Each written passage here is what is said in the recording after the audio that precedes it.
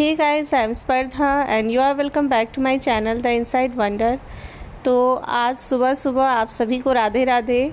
और यहाँ पर मॉर्निंग बूस्टर के रूप में ये मंत्र कान्हा का, जो कि मैं अक्सर सुना करती हूँ अपने मोबाइल फ़ोन पर या फिर टीवी स्क्रीन पर देखती हूँ। और मैं आपको बताऊँ कि जन्माष्टमी आने वाली है, मैं काफ़ी ज़्यादा एक्साइटेड हूँ इसे लेकर के, और तैयारी भी करनी शुरू कर दी है थोड़ी बहुत। तो आज मैं आपके साथ शेयर कर रही हूँ एक बहुत ही अच्छी फरहारी की रेसिपी, जो कि आप कान्हा को भोग भी लगा सकते हो और साथ में अगर आप व्रत में हो तो आप उसे खुद भी खा सकते हो। तो चलिए शुरू करते हैं हमारा आज का वीडियो। और मैं कहूँ कि अगर आप मेरे चैनल पर नए हैं तो प्लीज़ मेरे चैनल को सब्सक्राइब कर लीजिएगा, साथ में बेल आइकन को ज़रूर हिट कीजिएगा, सो दैट कि मैं जब भी अपने वीडियोज़ अपलोड करूँ आपको नोटिफिकेशन आ जाए और आप वहाँ से देख सको।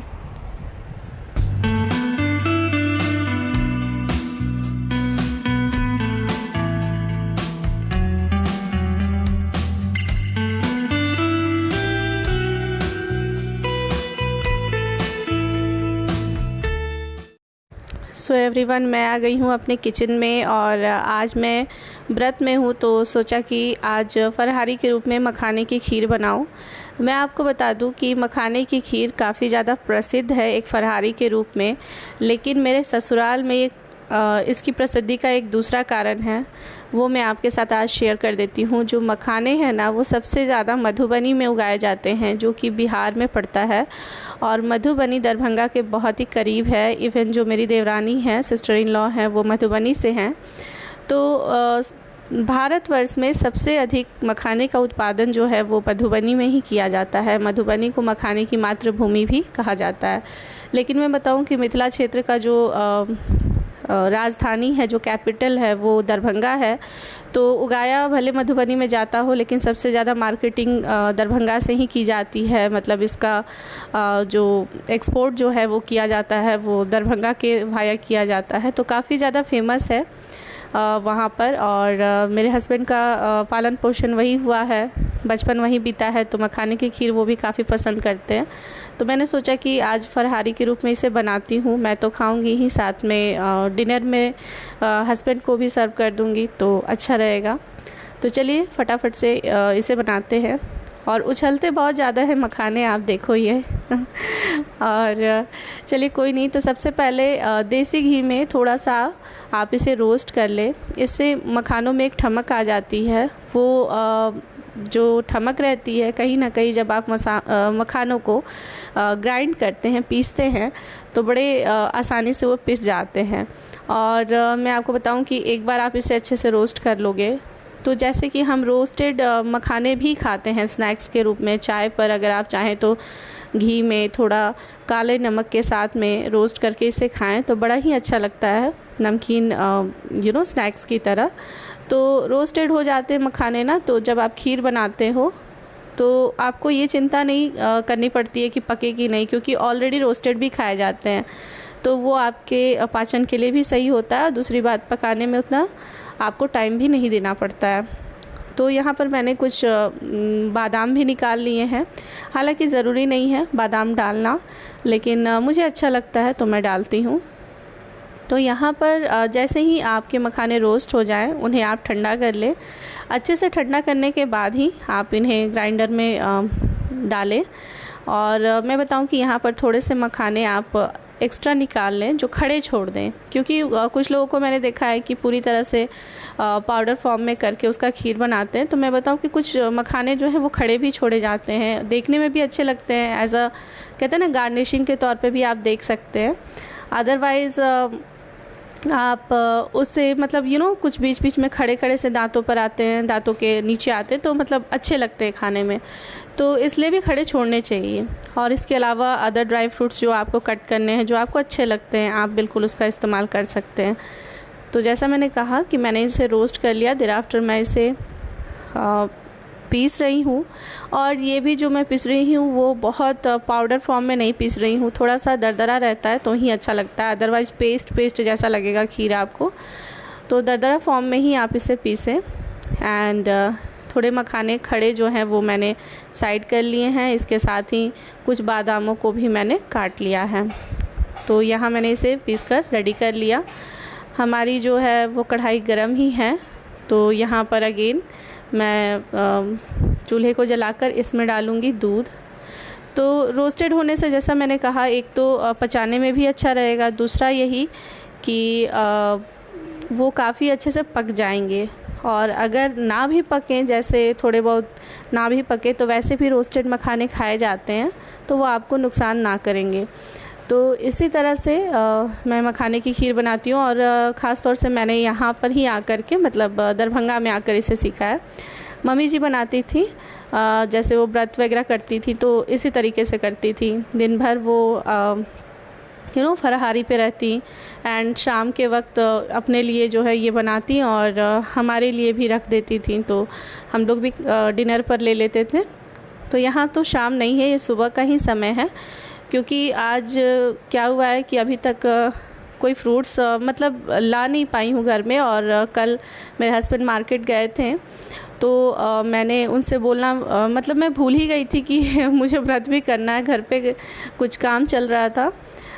तो उस कारण से मुझे याद नहीं रहा। सब्जियां लेकर के आए, फ्रूट्स ले आए ही नहीं। तो फिर मैंने सोचा कि क्यों ना मखाने की खीर पहले बना ली जाए, खा ली जाए, उसके बाद मैं खुद जाऊंगी फ्रूट्स लेकर के आऊंगी, तब कुछ खाऊंगी। तो ये देखिए, यहाँ पर मैंने चीनी भी साथ में डाल दी है, क्योंकि मखाने पकेंगे साथ में चीनी भी पक जाएगी। और बेसिकली यहाँ चीनी को पकाने का ही काम करना है। मखाने तो ऑलरेडी पके हुए हैं, भुने हुए हैं, पिसे हुए हैं, सब कुछ है। तो ये देखिए, यहाँ पर ड्राई रोस्ट करने के बाद इसका हाल ये है। तो एंड दरदरा पीसने के बाद इतना पेस्ट जैसा लग रहा है, तो एकदम फाइन आप पीस दोगे पाउडर फॉर्म में तो बिल्कुल ही अच्छा ना लगेगा। तो दरदरा ही रखे। थोड़ी सी मुझे लगा कि मतलब कंसिस्टेंसी जो है वो ज़्यादा गाढ़ी है, तो मैंने दूध डाल करके और पतला कर लिया। एंड इसके बाद जो आपने खड़े मसाले जो ड्राई फ्रूट्स और मखाने रखे हैं खड़े, आप उसे भी मिला लें और अच्छे से 2-3 मिनट के लिए ढककर पका लें, और बस हो गया रेडी आपका बहुत ही जल्दी बन जाने वाला ये फराहारी। आप पहले से भी मखानों को ड्राई करके, रोस्ट करके उन्हें रख सकते हैं किसी डिब्बे में, और फिर आप फराहारी के दिन इसे बना सकते हैं। तो ये देखिए, यहाँ पर खीर रेडी है, लेकिन ठंडी हो जाए तभी मैं खाऊंगी इसे। फ़िलहाल मैं थोड़ा इसे ठंडी होने के लिए आधा हिस्से को ढकते हुए इसमें हवा लगने देती हूँ। सो एवरीवन, अभी खीर ठंडी हो रही है, और मैं आपको बता दूँ कि आज सावन की चौथी सोमवारी है। तो मैं इसे फलाहार पर ही करती हूँ। कुछ लोग हैं जो कि निर्जला करते हैं। ऐसे तो सावन में मौसम काफ़ी अच्छा रहता है, अगर आप चाहें तो निर्जला भी कर सकते हैं, आपको भूख प्यास नहीं लगेगी क्योंकि बारिश हो जाती है। बट फिर भी जैसे घरेलू कामों को निपटाना होता है, मुझ में इतनी एनर्जी नहीं रह जाएगी, इसलिए मैंने शुरू से ही, कुंवारे से ही इसे फलाहार पर ही करा है। एंड मैं आपको बताऊँ कि लास्ट जो मैंने आपके साथ वीडियो शेयर किया था, उसमें मुझे एक कमेंट आया था कि मैं जो प्रोडक्ट दिखा रही हूँ उनके लिंक शेयर करूँ। तो 2 प्रोडक्ट्स मैं आपके साथ शेयर करूँगी।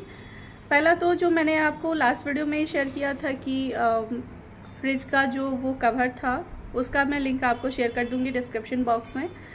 एंड जो दूसरा प्रोडक्ट था वो मैंने आपके साथ शेयर नहीं किया था, बस यूं ही आपको पोर्ट्रे किया था। तो चलिए मैं आपके साथ शेयर करूं। अगर आपके घर में बच्चे हैं तो वो आपके लिए यूज़फुल होगा।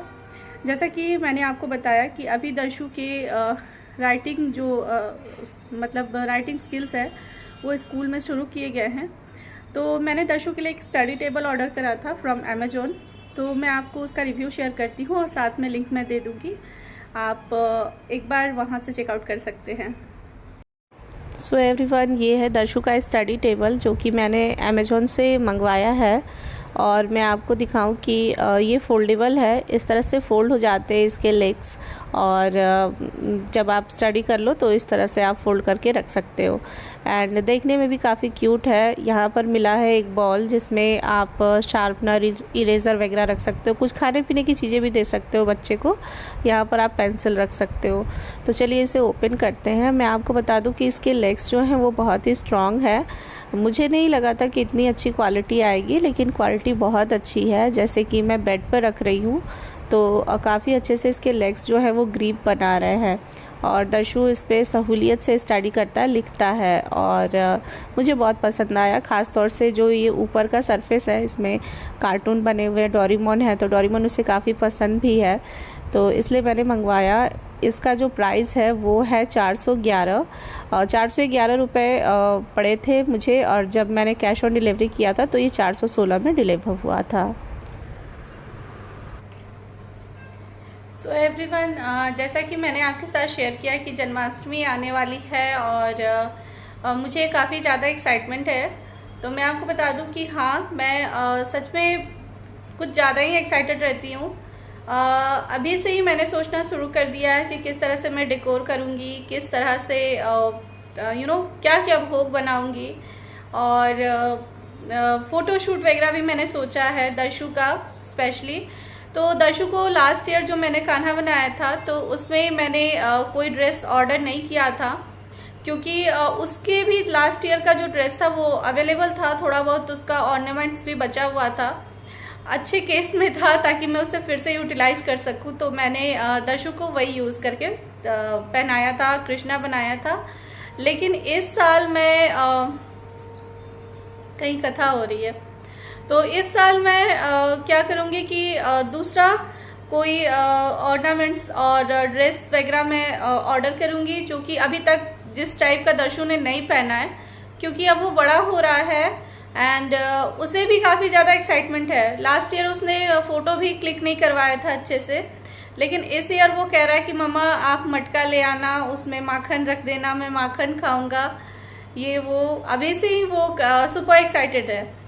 तो मैंने सोचा कि ठीक है, कोई दिक्कत नहीं है, अगर वो फ़ोटो क्लिक्स करवाता है, वीडियोस बनवाता है, तो डेकोर तो मैं हमेशा करती हूँ, कान्हा तो उन्हें हमेशा ही बनाती हूँ, लेकिन इस बार जो है वो सपोर्ट करेंगे तो आपको अच्छे अच्छे कंटेंट्स भी मिलेंगे देखने को।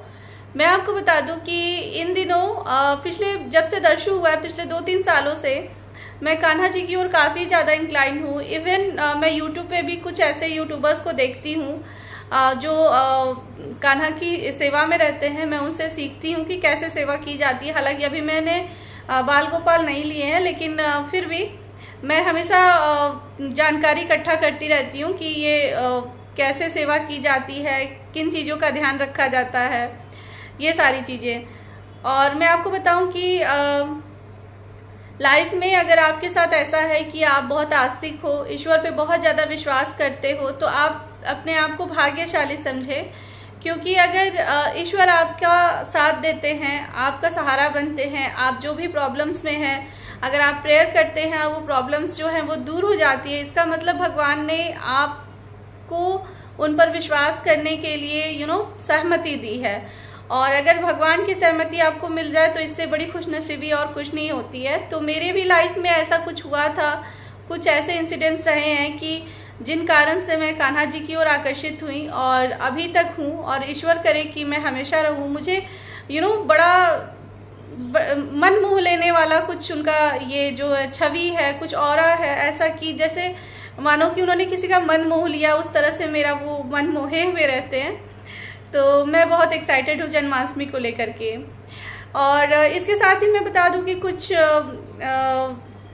लोग हैं और किन्होंने मुझे बताया था और पूछा भी था इस बारे में कि पहले तो कहा कि उनका YouTube चैनल है, और दूसरा उन्होंने ये भी कहा कि मैं किन सारे ट्राइपॉड्स का इस्तेमाल करती हूँ, एंड मैं उनके साथ लिंक शेयर करती हूँ तो करूँ।